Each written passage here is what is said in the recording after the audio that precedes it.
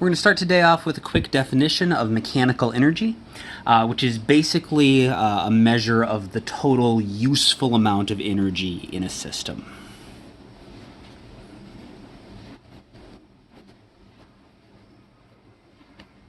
Total useful energy, remember a system is just a group of objects, or a really simple system could just be a single object. By useful energy, I mean energy that we can easily do other stuff with. So heat energy, for example, is not super useful because all you can really do with it is warm other stuff up, but it's hard to move something around with heat energy. On the other hand, kinetic energy and potential energy are really easy to convert into other types of energy and to do anything that we need to with them. And so if we have kinetic or potential energy of some kind stored in an object or a system, that's really useful, and we want a way to measure how much of that useful energy there is, and so we call that mechanical energy. And so our equation for mechanical energy, really easy, is just the total of the kinetic energy plus all of the potential energy. So the reason that is useful has to do with conservation of energy. And we talked about the law of conservation of energy on the first day. We said that energy can't be created or destroyed. It can only be transferred from one place to another or transformed from one type to another. So a specific way that we can apply that can be really useful is conservation of mechanical energy.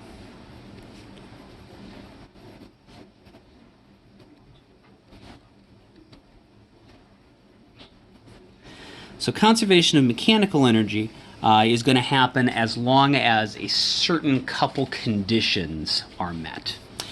If there are no external forces doing work on a system,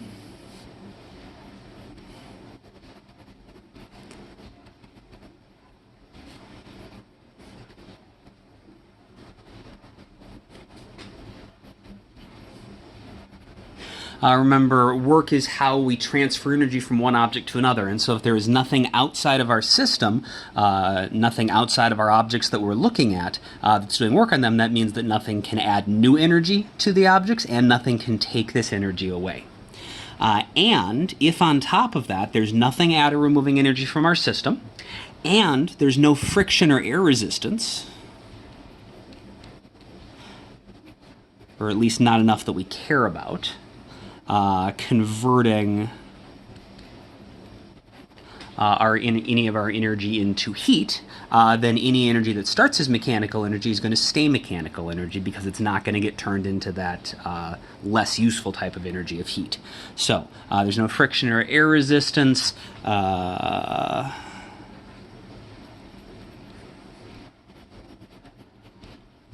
Converts, so if no external forces do work on a system and no friction or air resistance, converts any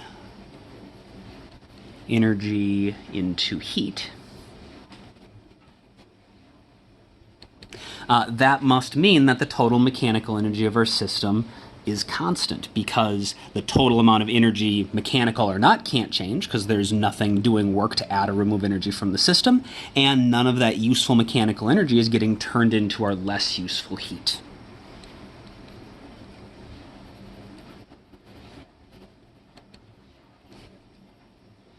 So the total mechanical energy of the system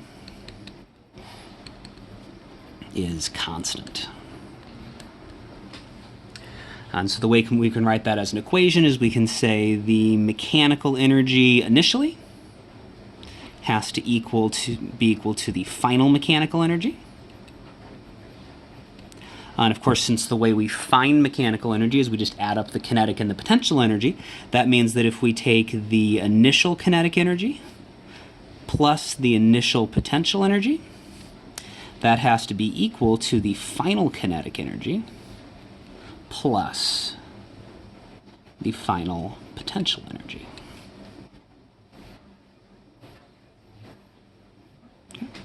So So those are our conservation of energy equations, and we can use them as long as this is the situation.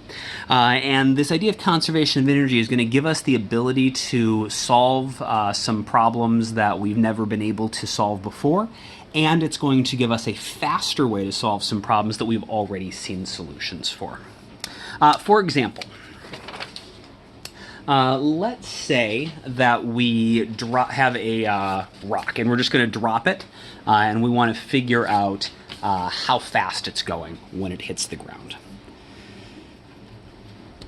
So let's say we drop a 3 kilogram rock, pretty big rock,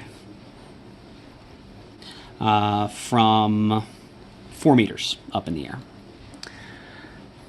And I want to know, how fast is it moving?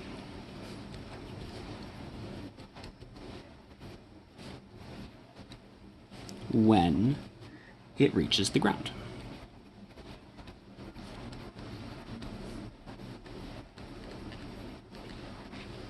All right, so we're going to walk through this one a little bit slower, but then I'll show you a faster way to do this once you're used to the situation. Some of you might actually recognize this is a problem we can solve using the kinematic equations. You're looking for the final velocity, we can define our initial velocity, we'd set the acceleration equal to g, and your displacement would be based on the 4 meters. Your displacement would be -4, and so you could find the appropriate kinematic equation based on that and plug everything in. Which is fine. It takes a little bit of work to do, but it does give us an answer. But this should give us, we should be able to do this a lot faster using conservation of energy. So the way to use conservation of energy here is to think about what's going on at the beginning and the end. So our initial conditions is we've got our rock sitting about to be dropped up in the air. So it's at some height, but it's not moving because we're going to drop it. And if it's not moving, it doesn't have any kinetic energy, but if it's up in the air, it has a height, it does have some gravitational potential energy. And so in this case, we're going to have gravitational potential energy only. The final conditions are that we are going to, we want to know how fast it's moving when it reaches the ground. So when that rock gets down to the ground, when it's right down at ground level, we want to know how fast it's going. And so it doesn't have any height at this point, so there's no gravitational potential energy, but it is moving. It has a speed, and so it's going to have some kinetic energy. And so we're going to have kinetic energy only at the end. And if we check this follows our conditions for conservation of mechanical energy, we've just got the rock, or the rock-earth system, to account for our gravitational energy, but there's no outside forces. There's no one hitting the rock and slapping it downwards while it falls to change how fast it's moving. It's not tied to a little bungee cord that's going to pull up on it or anything. There's no external forces that are going to add or remove energy from the rock as it falls to the ground. And this is the sort of object we can ignore air resistance on. Something like a rock falling only 4 meters, that's not going to be something we need to worry about the air resistance on, so we don't need to worry about any energy being converted into heat. And so if we're going to use conservation of energy, we know that the initial mechanical energy has to equal the final mechanical energy. And in the beginning, we've only got gravitational potential. So the initial gravitational potential has to equal the final kinetic energy, because at the end we only have kinetic energy. And so we can plug our numbers in and figure out what these energies are and use them to find the speed. The gravitational potential energy, we can find that using the equation for gravitational potential energy, which is m times g times h. That's going to be our 3 kilograms times 9.81 times our height of 4 meters is going to be 117.7 joules. That is our initial gravitational potential energy, which means since energy is conserved, all of this gravitational potential energy is just turned into kinetic energy over here. That has to also be equal to the final kinetic energy. And so knowing that 117 joules is equal to our kinetic energy, we can now find the speed. So I'll just rewrite that quick here. 117.7 joules is equal to the final kinetic energy. We know the equation for kinetic energy is 1/2 mv squared. So 117.7 equals 1/2. Our mass, we said, was 3 times whatever our speed at the end squared is going to be. 1/2 times 3 is 1.5. So we're going to have v squared is 117.7 over 1.5, which comes out to be 78.5. And that means that v is going to be the square root of 78.5, which comes out to be 8.86 meters per second. Now, I promised this would actually be faster than using the kinematic equations, and it might seem like this is not. This actually looks like a lot of work. We had to draw a picture, and then we wrote down all of our equations, and then we worked our way all the way to here. This is when you're initially doing it, the way that it might be helpful just to keep track of the energy. But here's when we're keeping track of each one individually, finding all the numbers along the way. But the reason this is actually so much faster is because once you get used to recognizing these problems, you can say, oh, okay, so it's a conservation of energy problem. So I know that my mechanical energy at the beginning equals my mechanical energy at the end. At the beginning, it only had gravitational potential energy. At the end, it only had kinetic energy. So 1/2, gravitational potential is m times g times whatever that initial height is, has to equal the kinetic energy, which is going to be 1/2. The kinetic energy, 1/2, the mass times whatever that final speed squared is. And so now we can set up an equation that this particular equation is only true for this exact problem, but it is true in this case. We can cross our masses out.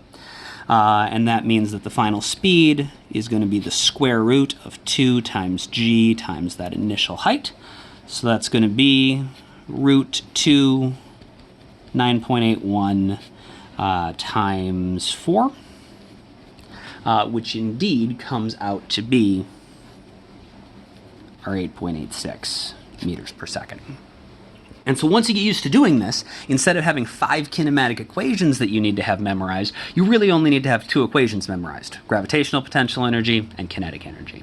And then you just need to figure out, do you have just gravitational? Do you have gravitational and kinetic? Do you have just kinetic at the beginning? Do you have just kinetic, just gravitational, or a combination at the end? You're going to write a custom equation for the particular problem, and then we can just solve it. And so once you get used to doing this, it's super duper fast. So let's try doing one other problem as sort of a sample. Let's say that we throw a ball of mass, I don't know, let's say 1/2 kilogram, up at 12 meters per second. And I want to know, how high does it go?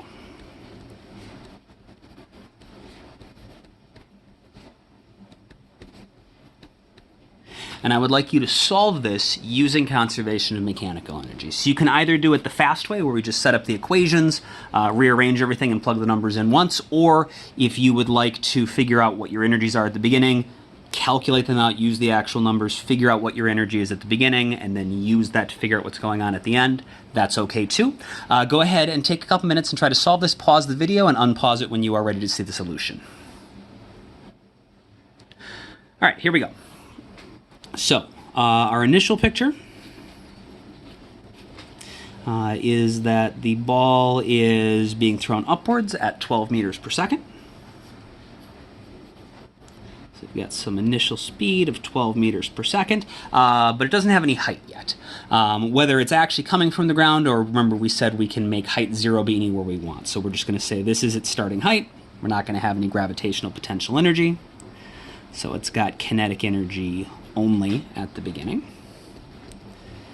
In our final conditions, the ball is going to go up, and when it gets to its highest point, the reason it's going to be at its highest point is because it's not going to be moving up anymore. If it was still moving up, it wouldn't be the highest point. And so our speed's going to be 0 at the top, but the height is not going to be 0. And so at the end, we're going to have gravitational potential energy, but not any kinetic energy because it's not moving. So we'll have gravitational potential energy only. So I'll do the fast solution, and then I'll do the one with the numbers plugged in, if that is the way that you did it. First off, the fast one, just basically doing the algebra.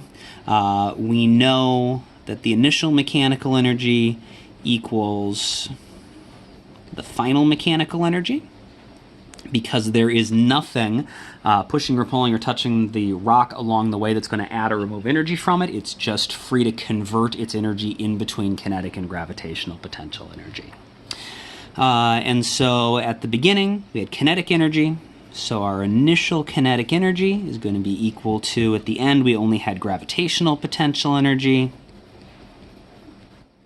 So our initial kinetic energy is equal to our final gravitational potential energy. So that means that 1/2 times the mass times the initial speed squared has got to be equal to the mass times g times whatever that final height is squared. Or not squared, just the mass times g times the final height. We can cancel the masses out, and we just want to solve for the final height. So the final height is going to be 1/2 times that initial speed squared divided by g, which is going to be 1/2 of 12 squared divided by 9.81, which comes out to be 7.34 meters. If you did this the little bit longer way, where you actually calculated all of the energies out, I'll do that quick. So we figured out that we go from having kinetic energy at the beginning equals our gravitational potential energy at the end. The initial kinetic energy, 1/2 times the mass times the speed squared. So that's going to be 1/2 times, it was 1/2 kilogram, times 12 meters per second squared. So that's going to be